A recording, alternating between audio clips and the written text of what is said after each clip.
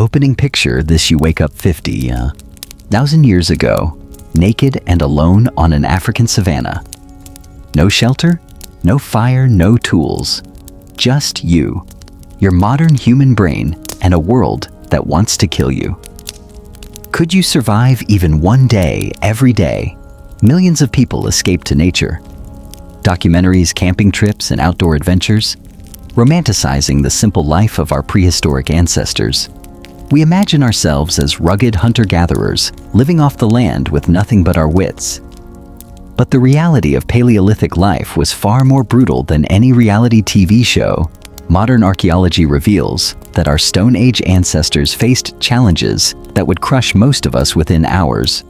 The Smithsonian Institution's Human Origins program notes that our ancestors met astonishing challenges in their surroundings and were susceptible to disease, injury, and predators. Recent discoveries from 2024 show just how sophisticated these early humans had to be just to stay alive. The question isn't whether you're tough enough. The question is whether your modern brain and body could adapt fast enough before the Paleolithic world claimed another victim. Let's find out what it would really take. Your first challenge wouldn't be finding the first hour food or making fire. It would be staying alive long enough to worry about those luxuries. Research on evolutionary predators shows that spotted hyenas regularly prey on baboons. And in some regions, people, the extinct short-faced hyena, Picrauda, was the size of a lion and had a mouth capable of fully enveloping a hominid's head. Every shadow, every rustling bush, every snap of a twig could mean death. Our anxiety responses evolved specifically because our predecessors stood a good chance of being eaten by bigger, badder species. Your modern body would actually work against you. An anthropologist, Clint Genelis, from the University of Oxford, explains that most hunter-gatherers today grow up tracking from birth and become keen observers of nuances of animal behavior that would be completely missed by most people who haven't been raised in that manner. While you're squinting at the horizon, trying to figure out if that shape is a rock or a lion, a Paleolithic human would have already identified the threat-calculated escape routes and started moving toward safety. Your life would depend on learning faster than you've ever learned before. Finding shelter becomes your next shelter. Desperate priority excavations reveal that prehistoric hunter-gatherers would have used natural shelters as living space. Overhanging cliffs would have provided a place to nestle into to escape the wind and rain, and caves were highly popular. But here's where modern humans face a cruel irony in very cold climates. Some people made shelters from ice and snow and used the large bones from dead woolly mammoths to build frames for shelters without thousands of years of inherited knowledge. You'd be trying to reinvent architecture while hypothermia crept through your bones, the 5,000-year-old remains of Yusi. The Iceman shows sophisticated clothing was possible, including a heavy coat made of goat and sheep hides stitched together, along with tight-fitting leggings and shoes constructed from woven grass, tree fibers, and deer hide. The problem creating even basic shelter requires tools. You don't have materials you can't identify, and techniques that took our ancestors thousands of years to perfect every night without adequate protection brings you closer to becoming another casualty of the Paleolithic world fire. The fire challenge wasn't just comfort for Paleolithic humans. It was the difference between life and death. Evidence from sites like Kui Fora in Kenya shows that fire enabled hunter-gatherers to stay warm in colder temperatures, cook their food, and scare wild animals. But making fire from scratch requires more than rubbing two sticks together. Anthropologist Brian Fagan from the University of California, Santa Barbara notes that Ice Age humans devised tools and strategies to survive harsh climates and develop sophisticated fire-making techniques. Without modern tools, you'd need to master friction-based methods that require specific wood types, proper tinder, and technique perfected through countless failures. Meanwhile, Every sunset brings another night of vulnerability to predators. And cold modern experiments show that even experienced primitive skills, instructors often struggle for hours to create fire under ideal conditions. Imagine attempting this while hungry, cold, and listening to hyenas calling in the distance. Your ancestors didn't just make fire, they mastered an art form that kept their species alive.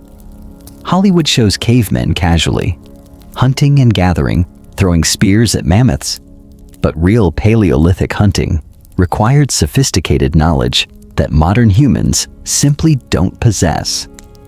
As Janulus explains, the biggest lost skill for survival is not any one technique or prehistoric craft, but instead, the loss of culturally and generationally developed subsistence patterns specific to an environment. Fossil records from eastern France show that Ice Age hunters built fires every fall and spring to corral migrating herds of wild horses and reindeer into a narrow valley where animals could safely and easily be killed at close quarters, harvesting an abundance of meat that was then dried for the summer and winter months.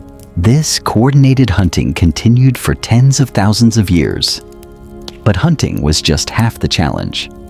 A 2016 study of early humans in Israel revealed that early hunter-gatherers had a varied diet and ate up to 55 different types of plants. Identifying edible plants required generational knowledge passed down through families and bands.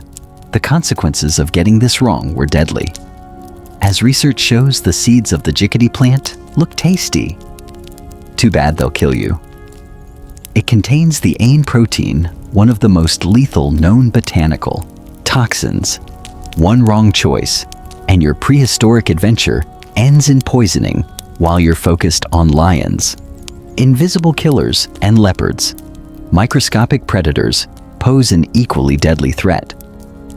Recent genetic analysis suggests that many human-specific infectious diseases may have originated in the Paleolithic period rather than during later agricultural periods.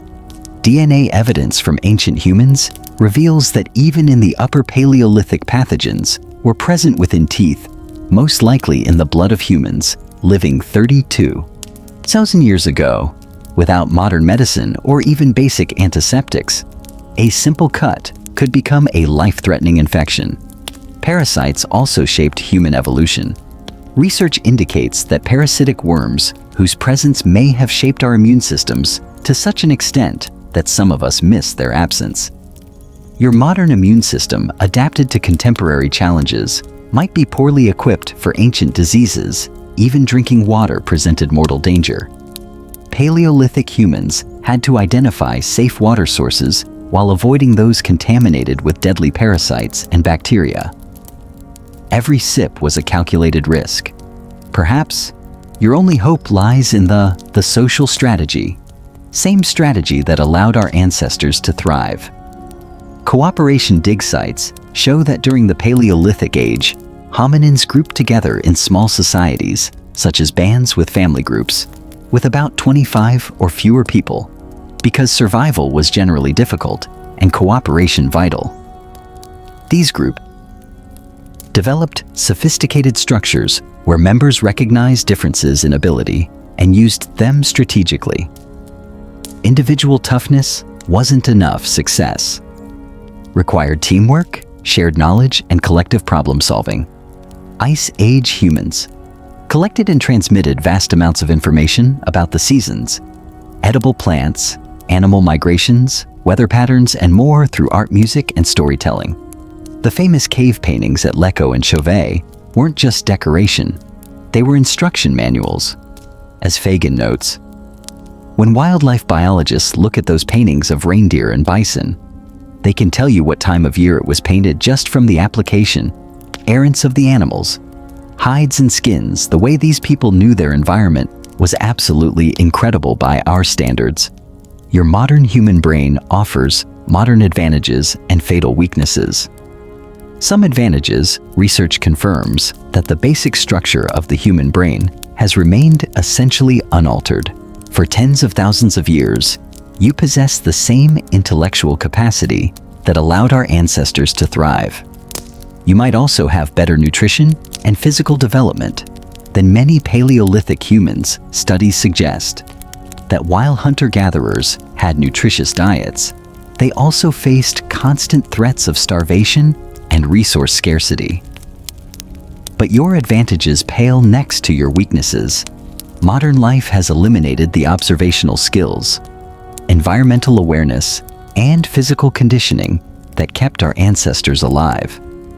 As Janulus explains, urbanized modern humans would not only be fighting their lack of knowledge of the new ecosystem, but also their lack of skill, observational powers, and awareness, which would likely lead them to grossly misplaced priorities and efforts. You've traded individual capabilities for technological dependence. Your ancestors could navigate hundreds of miles without GPS, identify dozens of edible plants, and track animals across diverse terrain. You can order food with an application.